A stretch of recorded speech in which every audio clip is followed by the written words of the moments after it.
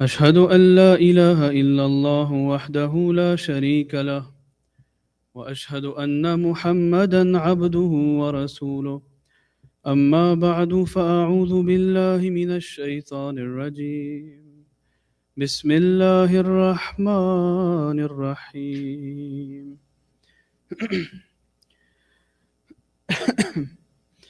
وما أرسلناك إلا رحمة للعالمين. Aujourd'hui, permettez-moi de vous poser une question simple mais profonde. Qui nous guide réellement dans notre vie? Est-ce notre ego? Est-ce la peur de perdre quelque chose? Est-ce le regard des autres? Ou est-ce réellement le saint prophète Mohammed sallallahu alayhi wa sallam? Nous vivons dans un monde où l'on apprend à nous imposer, à défendre notre image, à répondre plus fort que l'autre. Mais quand nous ouvrons la vie du prophète Mohammed sallallahu alayhi wa sallam, nous découvrons un homme dont la force ne venait pas du pouvoir, mais de la proximité avec Allah. Un homme dont le cœur transformait les cœurs.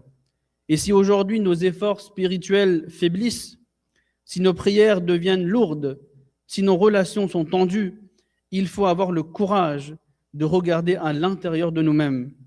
Parfois, ce n'est pas le manque de capacité qui nous freine, mais le manque d'humilité.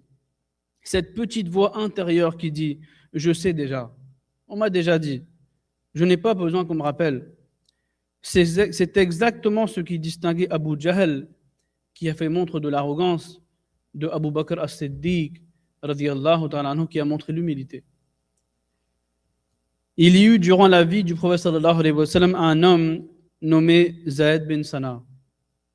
Il avait prêté de l'argent au prophète Mohammed sallallahu alayhi wa sallam, que la paix soit sur lui, afin d'aider des nouveaux convertis. Il restait encore 3 jours avant l'échéance. Un jour, devant les compagnons, Zayd arriva en colère. Il saisit le prophète Mohammed sallallahu alayhi wa sallam par le col, tira son vêtement et dit avec dureté: « Ô Mohammed, où est mon argent? Vous, les Bani Muttalib, vous trouvez toujours des excuses quand vient le moment de rendre l'argent. » Maintenant, imaginez la scène. Imaginez l'humiliation. Imaginez la douleur que cela aurait provoqué dans n'importe quel être humain. Quelqu'un, il vient devant tout le monde, il vous prend par le col et il vous dit « Rends-moi mon argent ». Alors que ce n'était pas encore l'heure, il reste encore 3 jours. Hazrat Omar, radiyallahu ta'ala anhu, qui était un compagnon du prophète sallallahu alayhi wa sallam, il se leva, le visage rouge de colère. Il dit: « Par Allah, si je ne craignais pas de déplaire au prophète Mohammed sallallahu alayhi wa sallam, je t'aurais frappé avec mon épée. » Mais que fit le prophète sallallahu alayhi wa sallam? Il sourit. Puis il dit doucement: « Ô Omar, il aurait été meilleur que tu me rappelles de rendre son dû à temps et que tu lui enseignes à demander avec de bonnes manières. Et maintenant tu l'as effrayé. » Puis il ordonna à Omar radiyallahu ta'ala de lui rembourser son argent. Et il lui a dit: ajoute aussi une compensation.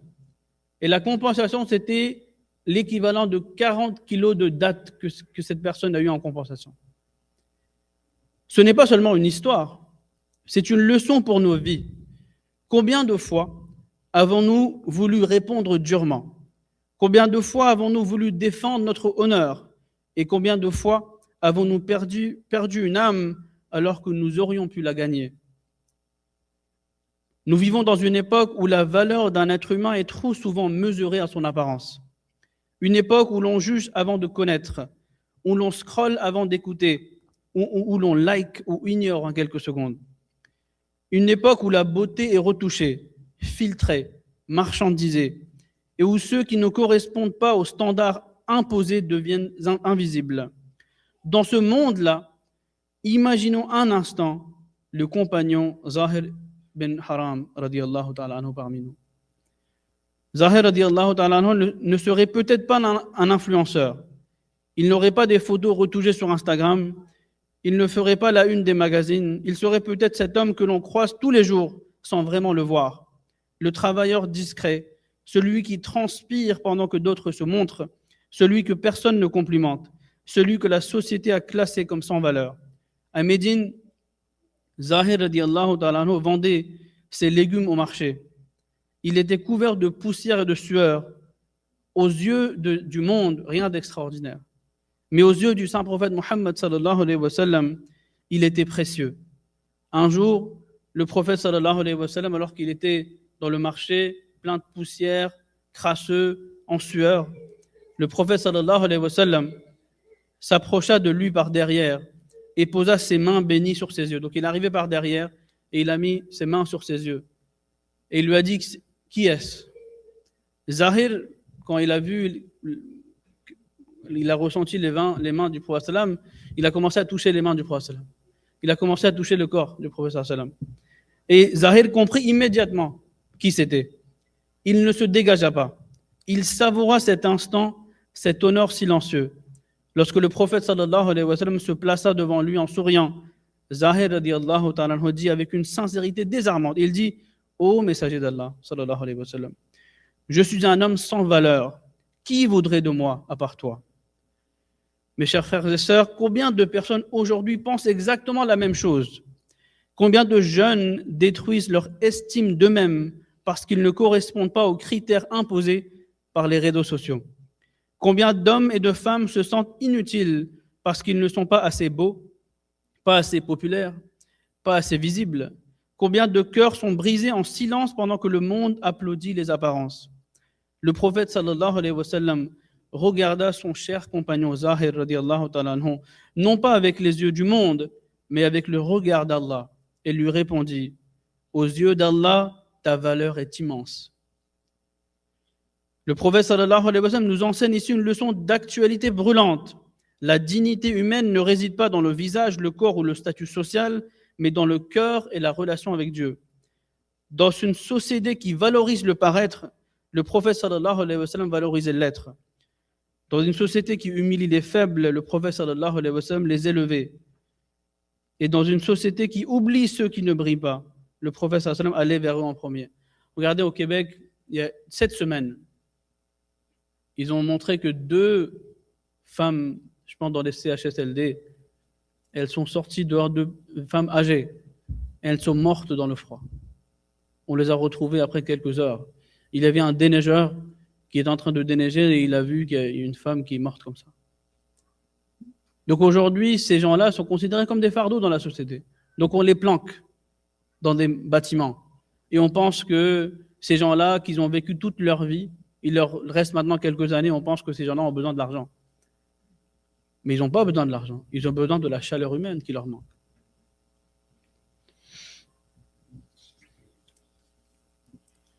Avant la conquête de la Mecque, il y eut 13 longues années de persécution.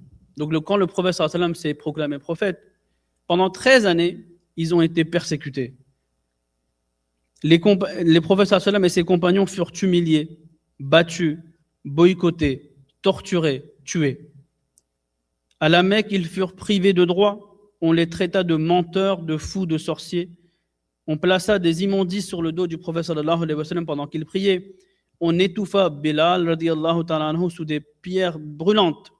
On assassina Soumayya radiallahu ta'ala anha, la première martyre de l'islam. On imposa un boycott économique et social si cruel que des enfants pleuraient de faim dans les vallées de Cheikh Abi Talib. Ils furent chassés de leur maison. Ils durent abandonner leurs biens, leur famille, leur terre natale. Et dans ce boycott, le prophète sallallahu alayhi wa sallam avait aussi perdu sa chère femme, Hazrat Khadija radiallahu ta'ala anha. Et pourtant, jamais le prophète sallallahu alayhi wa sallam n'appela à la vengeance aveugle. Jamais il ne répondit à la cruauté par la cruauté. Il enseigna la patience, la dignité et la confiance en Allah. Certaines personnes peuvent se demander, mais pourquoi il y a eu des guerres alors? Mais il ne faut pas oublier que toutes les guerres du prophète sallallahu alayhi wa sallam, regardez, pendant 13 années, ils ont été persécutés. Le prophète sallallahu alayhi wa sallam n'a pas répondu à la violence par la violence. Allah lui a dit, migre, va à Médine. Mais qu'est-ce qui s'est passé? C'est les Mécois qui sont venus jusqu'à Médine. Ce n'est pas les musulmans qui sont allés vers la Mecque. Donc ces kuffars, ces Mécois sont venus jusqu'à Médine. Et qu'est-ce qui s'est passé? le tout premier verset du Saint-Coran a été révélé, qui dit que si cette permission de se défendre n'avait pas été accordée, alors il n'y aurait plus d'églises, de cloîtres, de synagogues, et à la fin, les mosquées. Donc cette permission de se défendre a été accordée aux musulmans, ils se sont défendus. Et combien ils étaient? 300 contre 1000? Toujours moins nombreux. Mais maintenant, qu'est-ce qui se passe? Puis vient le jour de la conquête de la Mecque. Le prophète sallallahu alayhi wa sallam entra victorieux dans la ville qu'il avait persécutée. Ce jour-là, toute revanche humaine aurait semblé justifiée. Donc maintenant, les gens qui l'ont persécuté, qui ont tué ses compagnons, etc., maintenant, lui, il rentre dans la ville victorieux. Maintenant, tous les critères, s'il voulait, il pouvait carrément les détruire. Parce qu'ils avaient fait la même chose. Mais qu'est-ce que le prophète sallallahu alayhi wa sallam? Le prophète sallallahu alayhi wa sallam, il est dit dans les hadiths qu'il est rentré la tête baissée dans une humilité absolue. Et il est dit que lorsqu'il était sur sa monture, sa tête presque touchait le dos de l'animal. Tellement il montrait de l'humiliation. Et il a dit Allahumma la aisha illa aishul akhir. Oh Allah, la vraie vie là, c'est celle de l'au-delà. C'est pas celle-ci. Imaginez-vous, il rentre victorieux. Mais il dit que cette victoire-là, c'est rien du tout. Ce qui importe, c'est l'au-delà, c'est le akhira. Ces mots ne furent pas prononcés dans la faiblesse. Ils ne furent pas murmurés dans la défaite, mais ils furent récités au moment de la victoire humaine. Ce jour-là, le prophète sallallahu alayhi wa sallam possédait ce que le monde convoite le plus, le pouvoir, la reconnaissance, la suprématie militaire, la revanche possible. Et pourtant, son cœur n'était pas attaché à ce triomphe terrestre. Pour cette invocation, il déclara devant la Mecque, devant l'histoire et devant l'humanité entière que ce monde n'est pas l'objectif. La victoire matérielle n'est pas la vraie réussite. La domination n'est pas la finalité. Il enseignait ainsi que l'homme qui se souvient de l'au-delà au moment de sa victoire est véritablement libre. Dans la logique humaine, la victoire appelle l'arrogance. Elle appelle les discours triomphalistes, les règlements de compte, les humiliations publiques. Mais le prophète sallam refusa cette logique en récitant « Il n'y a de vraie vie que celle de l'au-delà ». Il rappela à son âme et à la nôtre que la puissance est un dépôt confié par Allah, le pouvoir est une épreuve, non un privilège, et que la victoire n'a de sens que si elle rapproche de Dieu.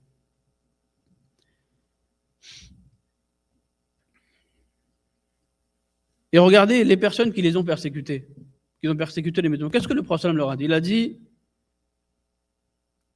il ne leur a pas dit, vous m'avez persécuté, regardez maintenant ce que je suis devenu là. Je suis meilleur que vous.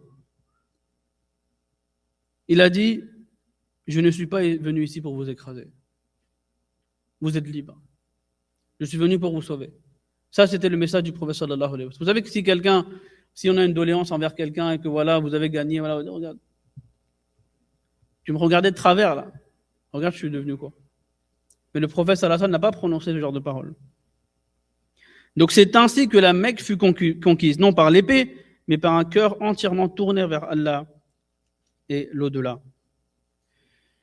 Et voilà la différence fondamentale entre la justice prophétique et la logique de domination du monde. Aujourd'hui, nous avons des puissances modernes comme Israël qui sont en train de commettre un génocide contre les Palestiniens. Ils sont en train de justifier la destruction, l'écrasement des populations entières, la mort d'enfants, au nom de la sécurité, au nom de la revanche ou de l'histoire.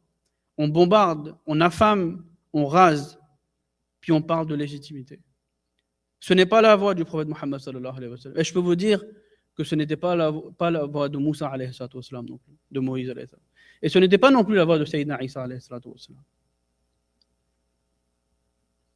Aujourd'hui, regardons nos vies, nos disputes conjugales, nos tensions avec nos enfants, nos blessures au sein de la Jamaat, nos colères au travail, et posons-nous cette question avec honnêteté. Est-ce que je veux gagner ou est-ce que je veux réparer? Parfois, le salut d'une relation se trouve dans une seule décision, se taire, pardonner, écouter, faire un pas en arrière pour Allah. Revenons à la vie du Saint Prophète, lisons-la non pas avec les yeux mais avec le cœur, car c'est dans sa sunna que se trouvent les réponses à nos nuits difficiles et à nos moments de colère, qu'Allah fasse que nous devenions tous des serviteurs dévoués de Allah et de son bien-aimé prophète Mohammed sallallahu alayhi wa sallam. Amin.